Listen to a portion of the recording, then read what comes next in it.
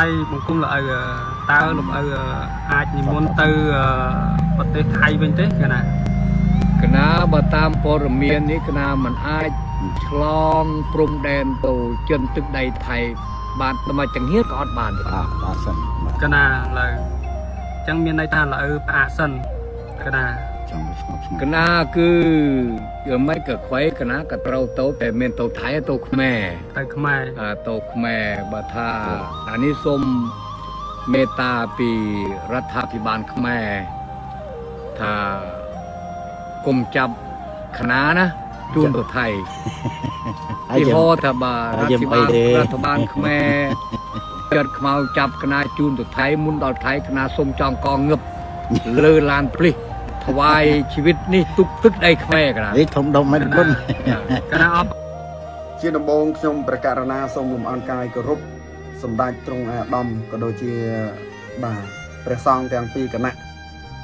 ដោយការគោរពដ៏ខ្ពង់ខ្ពស់មែនទែនពីសំណាក់ខ្ញុំបានបាត់ខាត់ស្តង់ដាឃើញថាកាលពីវីដេអូឃ្លីបមុនខ្ញុំបានលើកឡើងពីលោកឪបាទសុចពុកម៉ែបងប្អូនបាទលោកឪសុចគឺបានធ្វើការរិះគន់បាទក៏ដូចជាលើកឡើងមានសង្ឃដីកាតាក់ទងទៅនឹងបងប្អូនខ្មែរសរិនដែលមិនឈឺគេហៅថាក្បាលហាលថ្ងៃតាក់ទងទៅនឹងបញ្ហាចំនួនព្រំដែនរវាងកម្ពុជាថៃនៅតំបន់ប្រាសាទព្រះវិហារមួយទៀតគឺបន្ទាប់ពីបាទលោកតាសុចមានសង្ឃដីកានៅក្នុងការ live នៅលើ Facebook page បាទរបស់លោកតារួចក៏មានបងប្អូនខ្មែរសរិនក៏ដូចជាបងប្អូនខាងថៃឯណោះបាទគឺចូលទៅ comment រិះគន់បាទដែលលោកតាមានសង្ឃដីកាបែបហ្នឹងអញ្ចឹងបន្ទាប់តែពីវីដេអូនោះបានទុះផ្សាយភាយខ្លាំងទូទាំងប្រទេសថៃធ្លាយមកដល់ប្រទេសកម្ពុជាក៏មានប៉ូលីសថៃទាហានថៃបានចុះទៅដល់ទីវត្តអារាមដែលលោកឪសុចបាទលោកគង់នៅ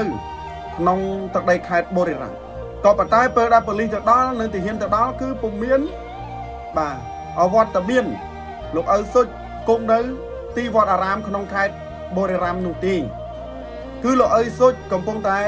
បាទមានវត្តមានគង់នៅទីវត្តអារាមមួយនៅក្នុងទឹកដីនៃប្រទេសកាណាដានៅពេលមុននេះខ្ញុំបានទស្សនាវីដេអូឃ្លីបរបស់លោកឪសុចបន្ទាប់ពីមើលវីដេអូនេះហើយខ្ញុំស្ទើរស្រក់ទឹកភ្នែកពុកម៉ែបងប្អូនបាទខ្ញុំប្រកាសណាស្ទើរតែស្រក់ទឹកភ្នែកតាក់ទងទៅនឹងលោកឪសុចមានសង្ឃដីកាមកនេះគឺក្តុកក្តួលមែនតើឥឡូវយើងចូលទៅបាទសម្ដាប់បាទសង្ឃដីការបស់លោកឪសុចដូចតទៅថ្លៃបង្គំលោកឪតើលោកឪអាចនិមន្តទៅប្រទេសថៃវិញទេកណាកណាបើតាមព័ត៌មាននេះកណាមិនអាចឆ្លងព្រំដែនទៅចិនទឹកដីថៃបានតែមកចង្ហៀតក៏អត់បានបាទសិនកណាឡើយអញ្ចឹងមានន័យថាលោកឪផ្អាកសិនកណាចង់ស្ងប់ស្ងាត់កណាគឺយកមិនក៏ខ្វៃកណាក៏ត្រូវទៅតែមានទៅថៃទៅខ្មែរទៅខ្មែរទៅខ្មែរបើថាអានេះសូមមេត្តាពីរដ្ឋាភិបាលខ្មែរថាគុំចាប់คณะណាជួនទៅថៃទីហោថាបើរដ្ឋបាលខ្មែរចាត់ខ្មៅចាប់คณะជួនទៅថៃមុនដល់ថៃคณะសូមចង់កងងឹប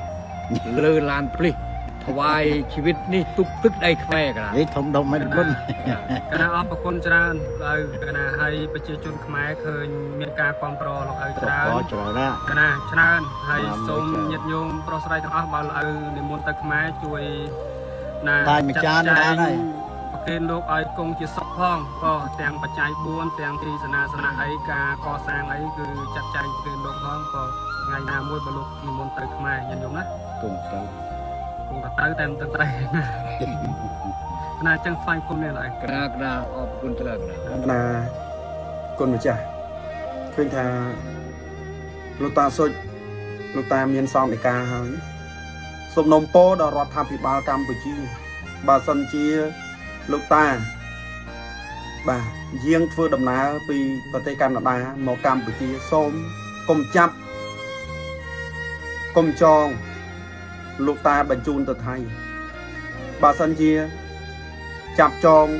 លោកតាសុចបញ្ជូនទៅថៃលោកតានឹងចងកបាទបញ្ចប់ជីវិតនៅលើដីខ្មែរស៊ូស្លាប់នៅលើដីខ្មែរពុកម៉ែបងប្អូនបាទខ្ញុំឮហើយគឺបេះដូងខ្ញុំគឺស្ទើរតែប្រេះពុកម៉ែបងប្អូនថ្មីត្បិតតែលោកតាជាប្រជាពលរដ្ឋនៅខេត្តបូរេរ៉ា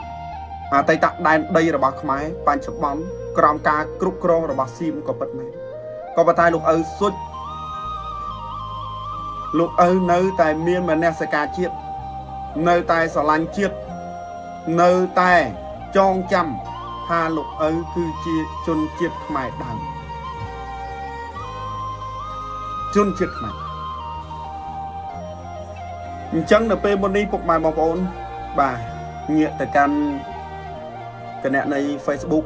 របស់ព្រះដេចគុណភិក្ខុបាទសីលក្ខៈបាទសុំទោសបាទភិក្ខុសីលក្ខៈតោបាទសូនវិសាលបាទព្រះដេចគុណបានមានសង្ឃនិកានៅលើបណ្ដាញសង្គមបាទ Facebook ថាលោកឪនិមន្តមកស្រុកខ្មែរសូមនិមន្តមកធ្វើជាចៅអធិការវត្តសាមគ្គីមានជ័យដីថ្មីសង្កាត់សំរោងក្រុងសំរោងខេត្តឧត្តរមានជ័យតែម្ដងទៅក្នុងនាមខ្ញុំព្រះករុណាអាត្មាជាព្រះចៅអធិការវត្តបច្ចុប្បន្ននេះសូមប្រគេនទូនីតិនេះដល់លោកឪសូមនៅក្រោមអាវាតលោកឪម្ដងសូមអរព្រះគុណបាទខ្ញុំព្រះករុណារំភើបណាស់បាទគុណម្ចាស់សូនវិសាលរំភើបណាស់ខ្មែរឈាមខ្មែរខាត់ជាងទឹកបើសិនជាលោកឪសុចនិមន្តទៅដល់វត្តនៅក្នុងទឹកដីខេត្តបូរេរ៉ាំយប់គឺរដ្ឋាភិបាលក៏ដូចជាទាហានថៃគេចាប់ទៅដល់ថ្ងៃគេចាប់ទាំងថ្ងៃទៅដល់តែពលានយន្តហោះសវណ្ណភូមិរបស់ថៃហ្នឹង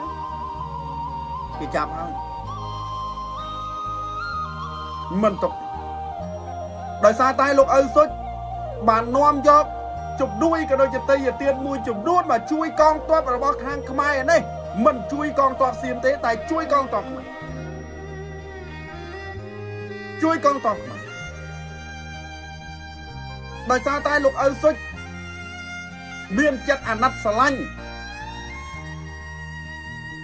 គោរពដល់កងទ័ពការពារបូរណភាពទឹកដីរបស់កម្ពុជាអញ្ចឹងខ្ញុំបានសម្ដាប់បាទកណាបានសម្ដាប់សង្ឃនិការបស់លោកឪសុច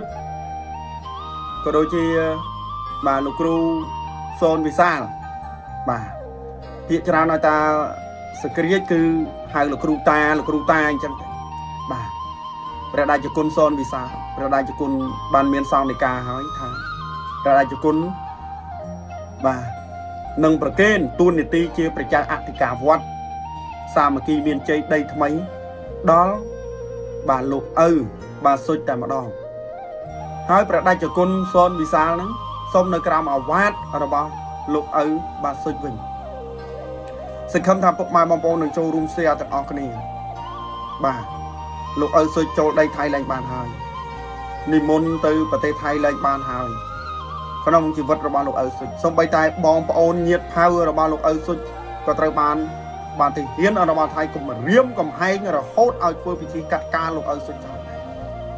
ដូច្នេះសង្ឃឹមថាពុកម៉ែបងប្អូននឹងចូលរួមបាទ share ចែករំលែកហើយវីដេអូនេះសង្ឃឹមថានឹងទៅដល់ប្រមុខថ្នាក់ដឹកនាំរបស់កម្ពុជាបើសិនជាខ្ញុំព្រះករុណាក៏ដូចជាខ្ញុំបាទមានការលើកឡើងក៏ដូចជាត្រូវខុសដោយប្រការណាមួយក៏សូមបាទខន្តីនិងខមាទោសនិងសូមជម្រាបលា